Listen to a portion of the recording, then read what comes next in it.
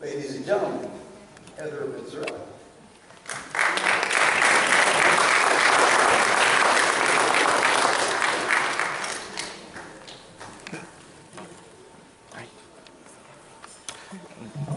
Good morning, First Baptist Church. Good morning.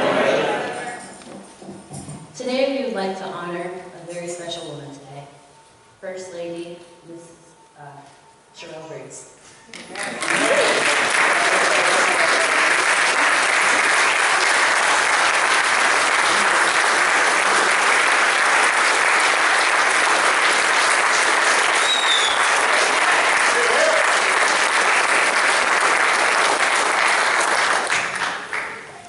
To honor is to highly esteem someone for their honesty, uprightness, and courage.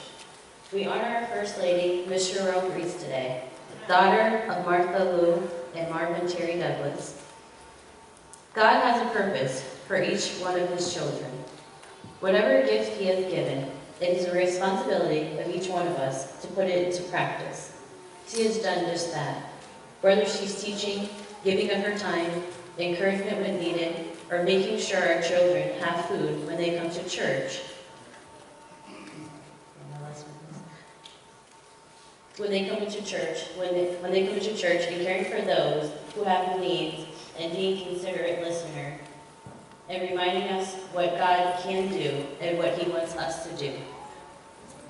Proverbs 15:30 says, "A cheerful look brings joy to the heart. Hers does." Cheryl Briggs, First Lady, is a Southern charmer, an educated woman who attended Bennett College and all-girls school, a full-time job holder, a mother to Fred and Avery Odom and Vincent Briggs, and she's the wife of our pastor, Mr. James Briggs. To find a good woman is a prize, a jewel. She is trusted by her husband and will do good all the days of her life. She will always be at his side supporting him, and she will always give him confidence in the ministry of the Lord's work he is doing. We thank God with all of our appreciation for the bond we share with both pastor and First Lady and our church, First Baptist in Pittston.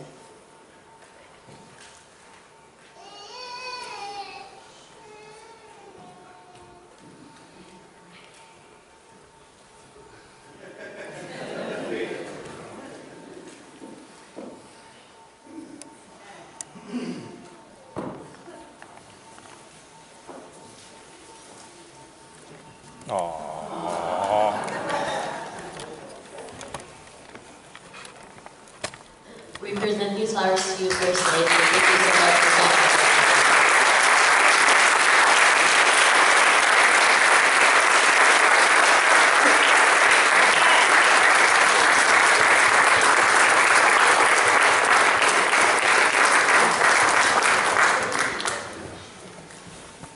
Thank you, Heather. Ladies and gentlemen, Mr. Dwight Hausman.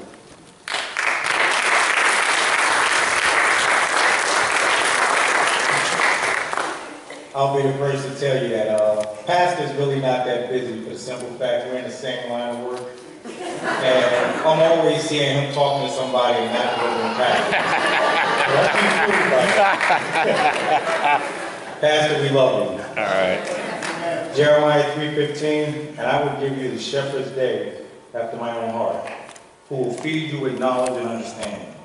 Hebrews 13:17 tells us what the biblical concept relating to the pastor. A wrong concept in giving him titles, that like employee or the church team manager. Following the Bible, King David is used as an example. First, because he was a real shepherd, and second, because he had a heart of God. Pastor Breeze meets that criteria and also meets the characteristics of a true minister. He fears God, his state of mind. He proclaims truth, his message. He avoids inequity, his purpose. He walks with God, his habit. He turns men to God, his work. He teaches the law of God, his duty. He acts as God's messenger. He preaches tithing. Tithing is the fullness of blessing. Malachi and the concern of Abraham before the Lord, continued by Jacob, confirmed Moses, commanded by Malachi, and commended by Jesus. It in God's plan is financing his work. It is an act of worship. Every good and perfect gift is from God. When Pastor Breeze had the calling to preach, God answered him in his First Baptist Church in mind. That was a special gift from him. Our pastor is called the high ministry of giving the most valuable truth and revealed to our man. Every Sunday, he presents one of these truths in the form of this sermon. The position of the pastor is that the general is the head of an army. He is the power received from headquarters, but is alone and he has a responsibility which he cannot share. He stands before us and speaks on behalf of the power greater than himself. Our church is joint creation of all of us and our pastor. This is a church that is for 12 years have been fed and filled with all the spiritual food that can fill beyond message. Pastor, we love you.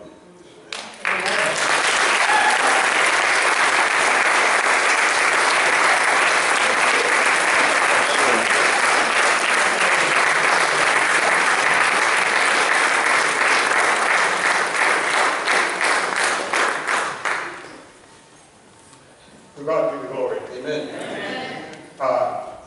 Good morning to all our visitors. Giving honor to Pastor Grace, First Lady, our speaker, Bishop Smith, and visiting clergy. Our pastor been here 12 years. It is such an honor just to be able to speak on his behalf, of the congregation. Our pastor is our spiritual leader, and he's always helpful. You know, as we said, we know he say he works a full-time job at FedEx, I think. That's what he tells us. But I've done as a part-time minister here at our church. But anyone in this congregation understands, our pastor is not what we call a part-time pastor. Amen. Our pastor is on call 24/7. You know, there's times when I don't know where to give the energy from, but I give the Lord credit. He has more energy. He leaves FedEx some nights to come down here to Bible study. He leaves here, he had to do men's fellowship. You know, we have so many programs that have grown, and Pastor is such an inspiration. We have he is a teacher in our youth Sunday school. He attends our men's fellowship, and he's also do our Bible study on Wednesday night. So anyone who says they don't have enough to do at First Baptist Church or missing something, we have an opportunity for you to come here any night out of the week just to praise God and give him thanks. And we also have here on the Sunday morning, every Sunday, you're welcome to come here and give praise to the good Lord. We know our pastor's going to be in the pulpit. He's going to give the word according to the Lord. One of the most famous thing is, thus saith the Lord. Not I, thus saith the Lord.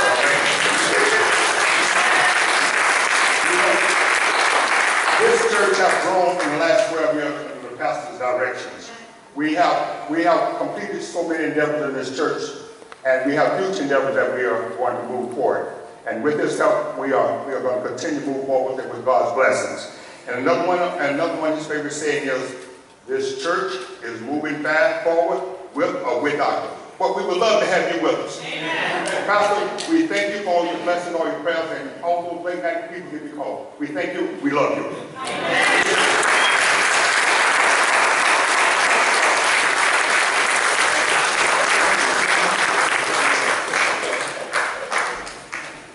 As Carl Zielinski makes his way to the pulpit, or the podium, I once again want to welcome each and every one of you that are visiting with us today, especially to our sister church, New Covenant Christian Church. We want to say thank you for being here with us today, celebrating this day.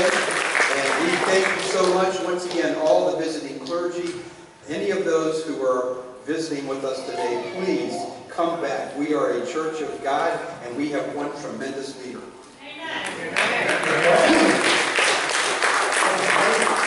Thank you, Jay. Thank you, congregation, pastor, first lady. Thank you for allowing me to do what I'm going to do.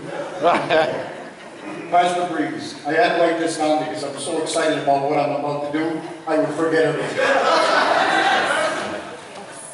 Dear Pastor Breeze, these past 7 years with you here at First Baptist Church have been the best. We love your candor in God. You have taught us well believing in the message you send. Every speaker here today ends up with the same love and respect, both in the Lord and with you. God bless you on your sacred day. Now, Pastor, I'd like to show you some of that love. In your teachings, you've taught us there is fun in a Son, the S-O-N Son, Jesus. I'll never forget that. So with that, Pastor, I've written another song to commemorate our said fun fishing trip. Last year we went Gilligan style. This year you'll recognize the words as soon as you hear the music. You'll recognize it. I kept it a secret because I didn't want to leave it out.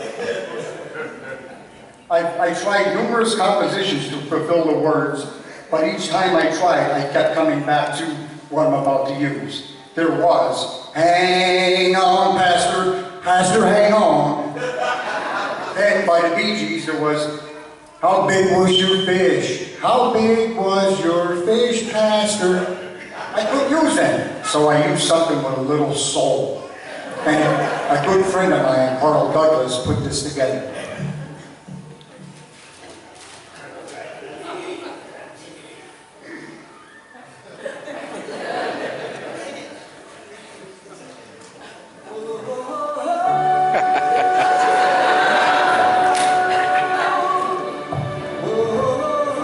If you don't mind, I'm going to let it all hang out here. I'm on First Baptist.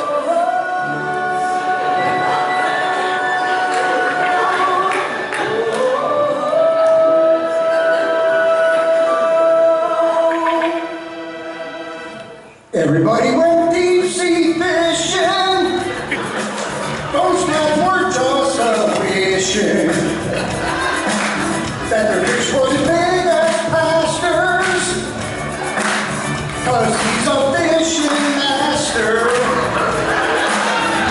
There was Nancy Tom Avery there and he went to. They said, oh, here comes the pastor. You better hide the food.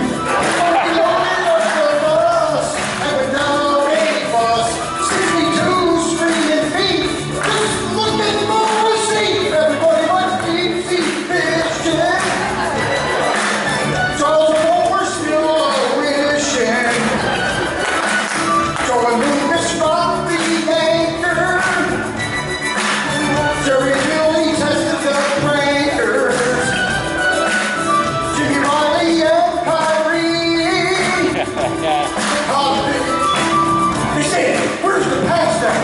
He needs a kiss. Everybody went deep sea fishing.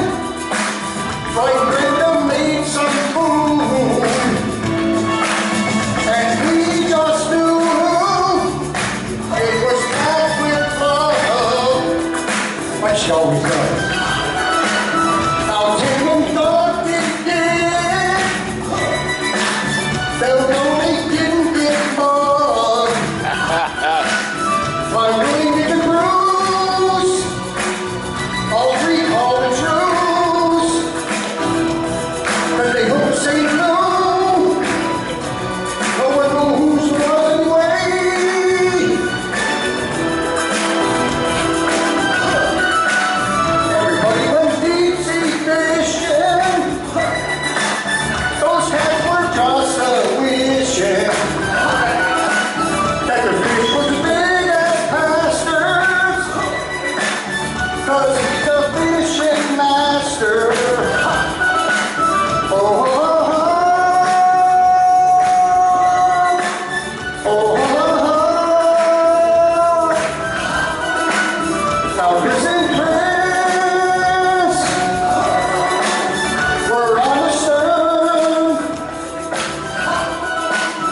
I saw their catch. It was quite a dish. I really liked watching Chris, who was a young man on the boat that day. I watched his eyes sparkle as he reeled in that first big blue. And I'll tell you what, that made the trip worth it. I've never seen anything as beautiful as that. Everybody went deep sea fishing. I hope you were listening. All these cats were just wishing that next year you come with us fishing. Now before I go, there's something you gotta know. If you're planning wrong, but you better know, put your best foot forward and follow our Lord. I hope you've enjoyed our story, not bored, and our mission. We went fishing, Pastor. Everybody went deep sea fishing. Pastor's just wishing that you had fun.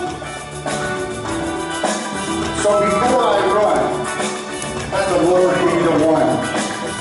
Oh, Pastor, before I sing this last line, I love you. You went from sir to my brother. Everybody went deep sea fishing.